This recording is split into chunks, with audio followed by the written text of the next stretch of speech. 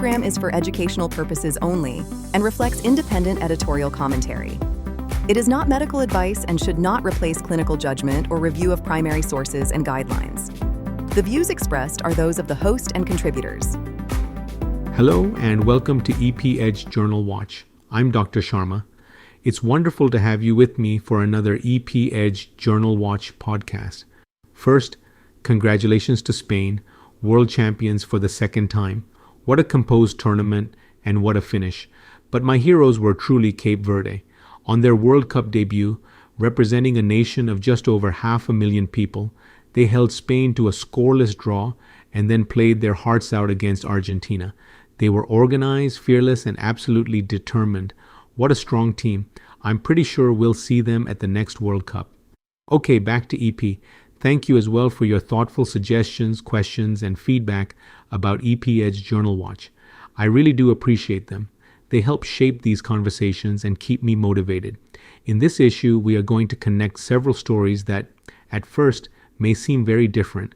Pulsed field ablation, remote rhythm monitoring before cardioversion, caffeine, wine, sudden cardiac death, end-tidal carbon dioxide during resuscitation, and arrhythmias in masters athletes.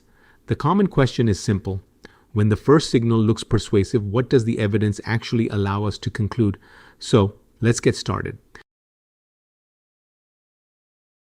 Let's begin with pulsed field ablation for persistent atrial fibrillation. Pulsed field ablation has moved incredibly quickly into everyday practice. It's non-thermal, relatively tissue-selective, and efficient. Early results in paroxysmal AF have also been encouraging, but persistent AF is a tougher opponent with more advanced atrial remodeling, more non-pulmonary vein triggers, and a more complex substrate. Success in paroxysmal AF can't simply be carried over. That's why the analysis from Villarreal and colleagues published online in the Journal of Cardiovascular Electrophysiology in June 2026 was needed. The question wasn't, can it isolate the pulmonary veins? We know it can. The question was, can it provide durable rhythm control in persistent AF, and is it better than thermal ablation? The investigators brought together 26 studies involving 3,744 patients treated with pulsed field ablation. At 12 months, the pooled estimate of freedom from atrial arrhythmia was 72.3%. In practical terms, about 7 out of 10 patients were free from a documented atrial arrhythmia at 1 year. That's encouraging. But here's the catch. The confidence interval ran from about 69 to 76%, and the I-squared value was 74%. That tells us the studies varied substantially in their populations, lesion sets, monitoring, and recurrence definitions. So, 72% is a useful overall estimate. It isn't a guarantee that every center, every protocol, or every patient will achieve that result. 8 observational studies in the review compared pulsed field ablation with thermal ablation. The hazard ratio was 0.91, with a confidence interval from 0.78 to 1.07. What does that mean? The point estimate leans slightly toward pulsed field ablation, but the confidence interval crossed 1, so the data were compatible with no meaningful difference. This analysis didn't prove superiority. Safety appeared favorable, but only 9 studies provided comparative data, and event numbers were small. A reliable head-to-head safety claim isn't possible. The EP Edge take is that pulsed field ablation looks effective and operationally attractive, but the evidence hasn't earned the word superior.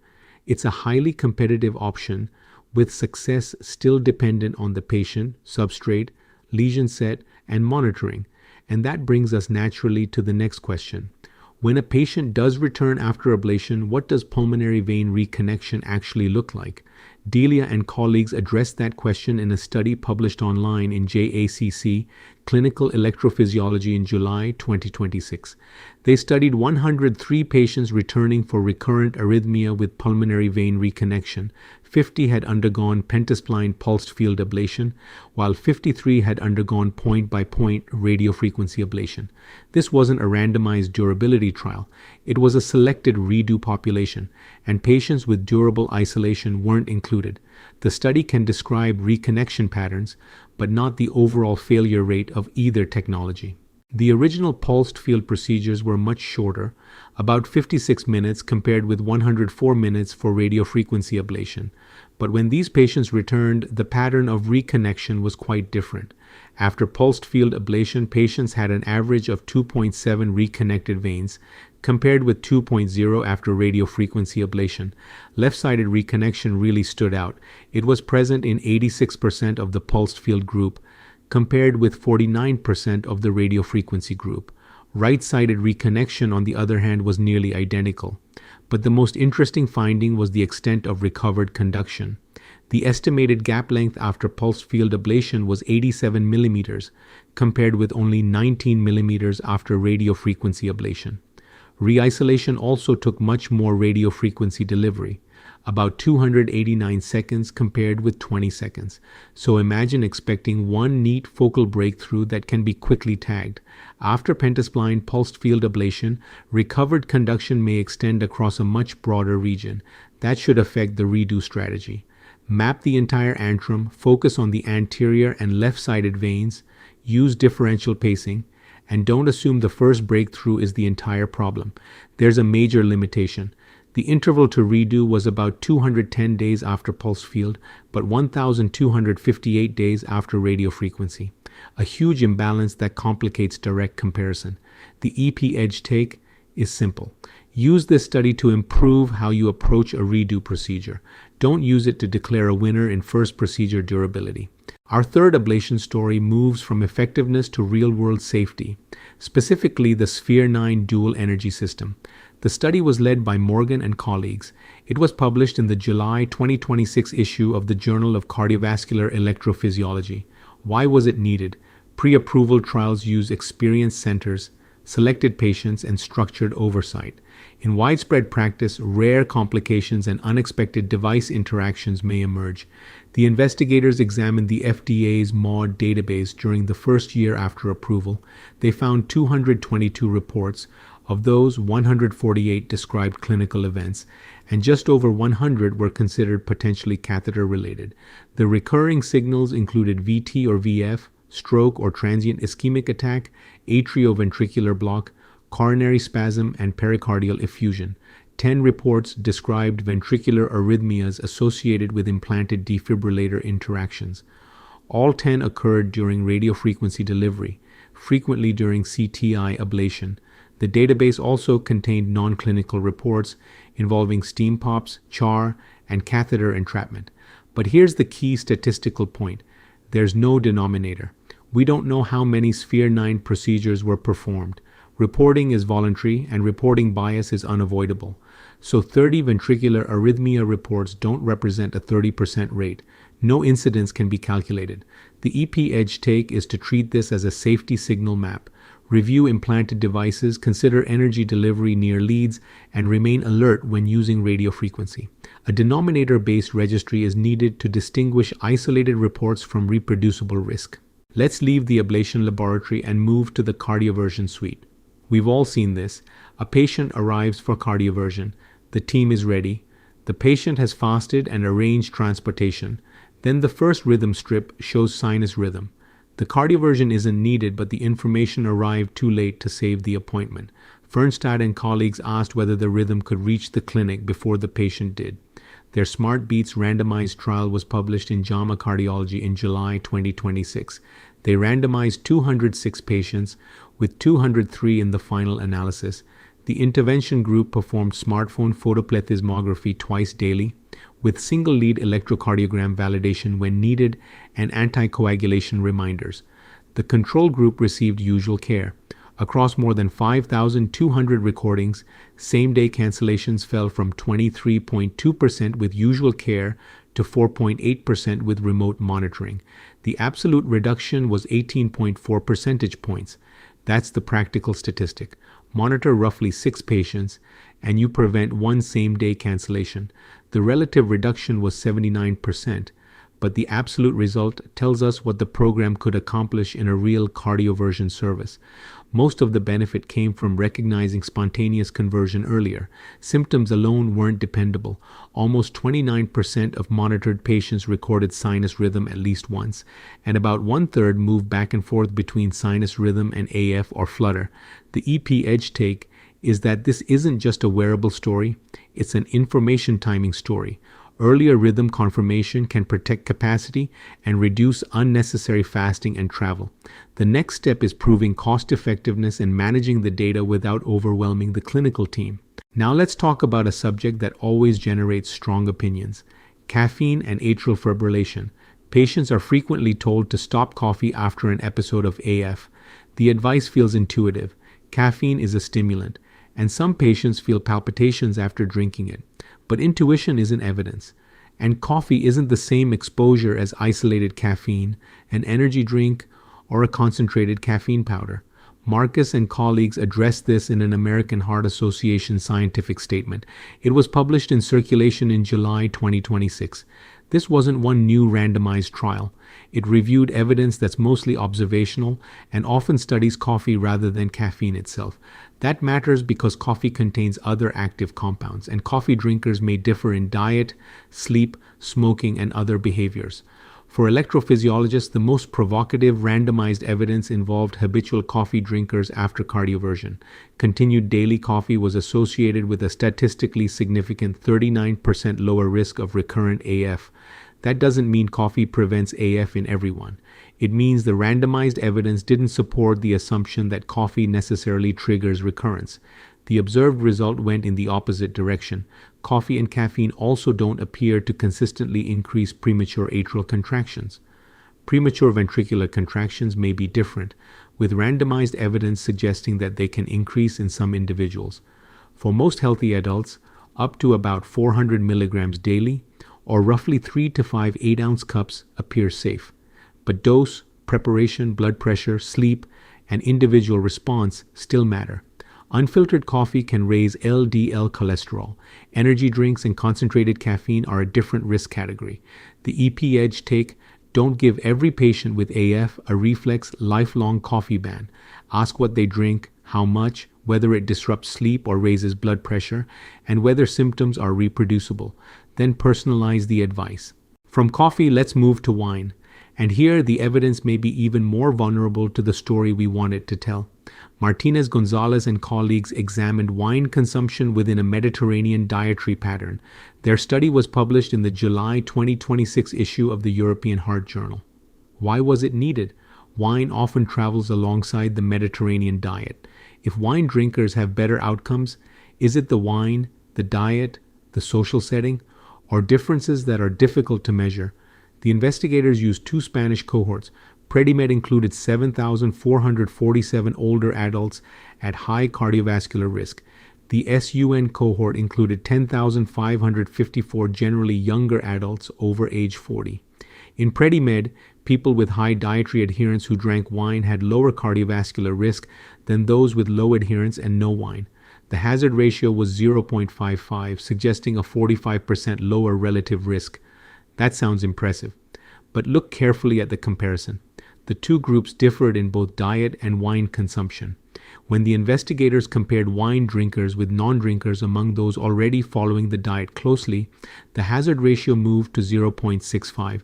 The confidence interval crossed 1, and the p-value was 0.065. In plain language, the result no longer met the conventional threshold for statistical significance. The mortality signal was somewhat stronger, but there wasn't a significant interaction between wine and dietary adherence. The younger SUN cohort didn't reproduce the cardiovascular finding. Stockwell and Zhao explored these concerns in an accompanying editorial. It was published in the July 2026 issue of the European Heart Journal. Their central question was simple and incredibly important. Who exactly is in the reference group? Here's why the reference group matters so much. A non-drinker group may include lifelong abstainers and former drinkers who stopped because they became ill.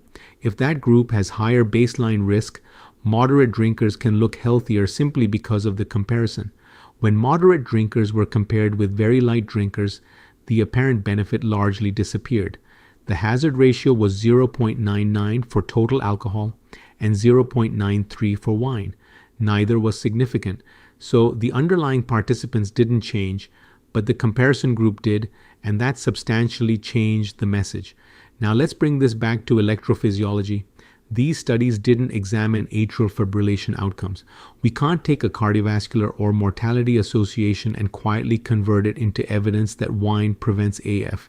Alcohol can trigger AF, and even moderate intake may matter when a patient has a reproducible relationship between alcohol and arrhythmia. The EP edge take: encourage the Mediterranean dietary pattern. Don't prescribe wine as cardiovascular therapy or claim that it protects against AF. Coffee and wine shouldn't be placed in the same bucket. Coffee evidence challenges routine prohibition in AF. Wine evidence doesn't justify recommending alcohol, and its apparent benefit depends heavily on the reference group. If you'd like the full confidence intervals, tables, and references, they're available in EP Edge Journal Watch. Now let's pivot from lifestyle exposures to sudden cardiac death, where the difference between an assumed diagnosis and a proven diagnosis can completely reshape prevention. For decades, ischemic heart disease has dominated the way we think about sudden cardiac death. But how much of that model survives when presumed sudden deaths undergo systematic autopsy? Nakasuka and colleagues tackled that question. Their study was published in JACC in July 2026. They examined 943 presumed sudden deaths from the post-SCD program. Death certificates and clinical impressions can misclassify both cause and mechanism. If prevention is built around the wrong denominator, we may target only part of the problem. Autopsy showed that 360 of the presumed sudden deaths, or 38%, were actually non-cardiac.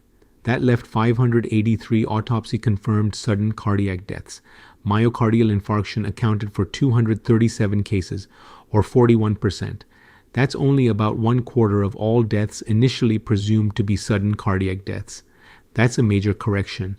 Myocardial infarction remains important, but it didn't explain most presumed sudden deaths in this cohort.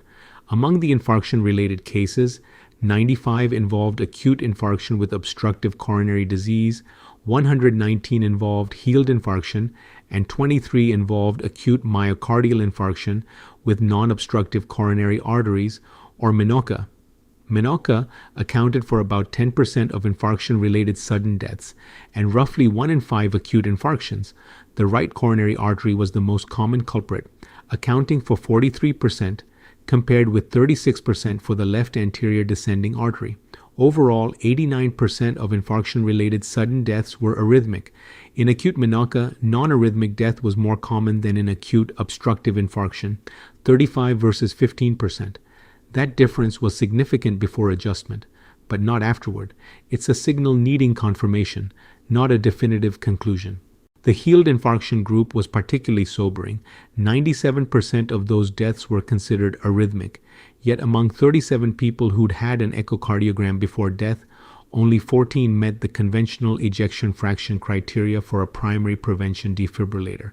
That doesn't mean current defibrillator criteria are wrong. It means ejection fraction is an incomplete filter. Scar architecture, autonomic influences, ischemia, genetics, and other markers may identify risk that one measurement misses. Dumas and Cariou reinforced this point in an accompanying editorial. It was published in JACC or JACC in July 2026. The findings don't diminish ischemic heart disease. They show that sudden death is broader than our traditional model. The study came from a regional autopsy cohort. Evaluations may differ, and determining mechanism after death still requires judgment. Even so, the value is substantial because the study replaces assumption with tissue-level evidence. The EP edge take is that prevention has to extend beyond obstructive coronary disease and a low ejection fraction. MINOCA isn't automatically benign. Healed infarction can remain arrhythmic substrate above the usual device threshold. Systematic autopsy can also guide family evaluation, reveal missed disease, reshape public health priorities, and improve risk markers. That brings us to the resuscitation itself. During an out-of-hospital cardiac arrest, can end-tidal carbon dioxide tell us when return of spontaneous circulation is becoming more likely? End-tidal carbon dioxide is available in real time and reflects pulmonary blood flow, but one low value can become dangerously persuasive if it's treated as a reason to stop. Nassel and colleagues examined this question in a secondary analysis of the PART trial. Their study was published in Circulation in July 2026. They studied 1,168 patients who had capnography recorded during out-of-hospital cardiac arrest. Overall, 18.2% achieved return of spontaneous circulation.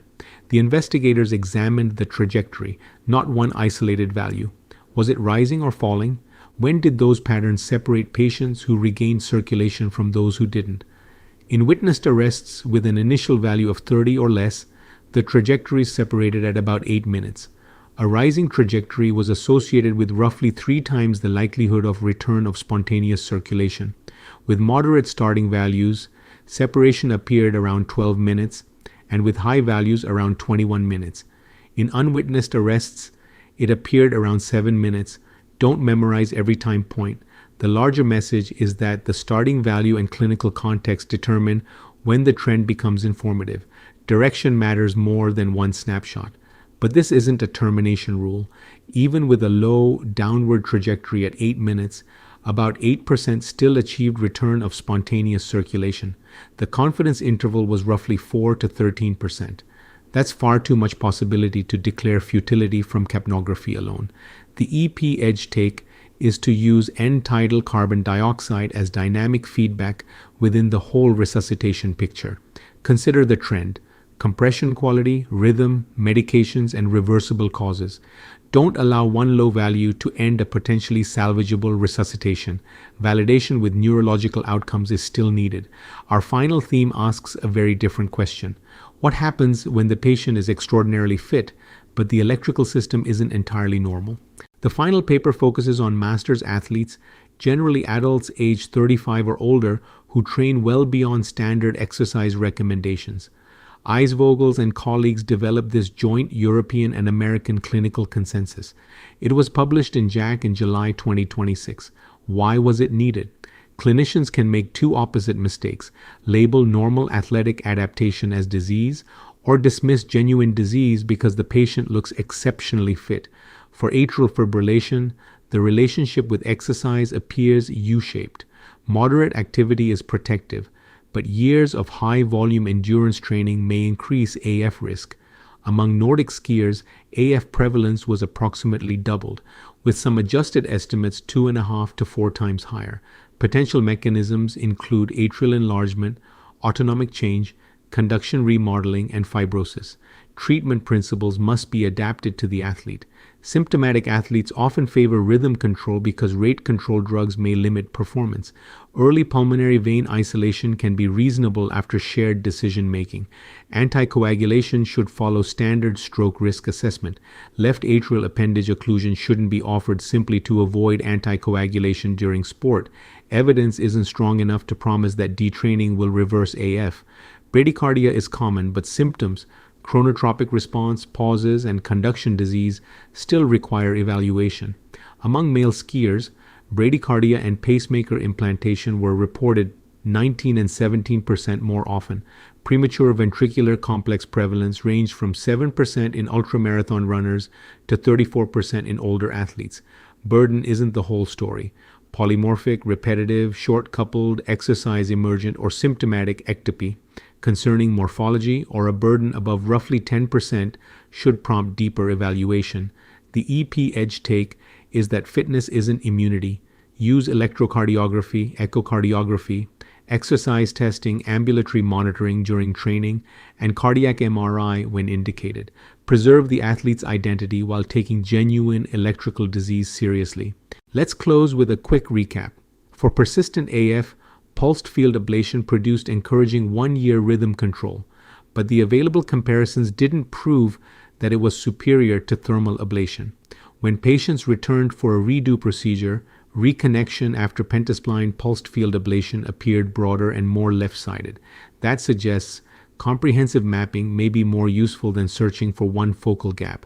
The Sphere 9 reports highlighted ventricular arrhythmias and implanted device interactions during radiofrequency delivery, but without a denominator, they can't provide incidence. SmartBeats showed that smartphone rhythm monitoring can move critical information forward in time, preventing about 1 same-day cardioversion cancellation for every 6 patients monitored. The caffeine statement challenges routine coffee prohibition in AF while reminding us to consider ventricular ectopy, sleep, blood pressure, energy drinks, and individual response. The wine analyses support the Mediterranean diet. not a prescription for alcohol. The apparent benefit weakened when the reference group changed and the studies didn't test an AF benefit. The autopsy study showed that myocardial infarction accounted for 41% of confirmed sudden cardiac deaths, and that ejection fraction alone misses substantial arrhythmic risk. End-tidal carbon dioxide trajectories can inform resuscitation, but no single value or downward trend should become a standalone reason to stop. Finally, in masters athletes, high fitness and important arrhythmia can coexist. Respect athletic physiology, investigate high-risk features, and make decisions with the athlete. Across these studies, the first number is rarely the whole answer. The comparison group, denominator, monitoring strategy, and patient in front of us determine what the evidence really means. If you'd like to explore the full statistics, confidence intervals, limitations, tables, and clinical commentary, you'll find them in EP Edge Journal Watch. All references and graphics are available in the LinkedIn newsletter EP Edge Journal Watch, as well as on Substack at epedge.substack.com. Questions, suggestions, or concerns can be sent to epedge.cast@gmail.com. Thank you again for listening, and thank you for being part of the growing EP Edge community. I'm Dr. Sharma. Take care, bye for now, and I'll see you in the next episode.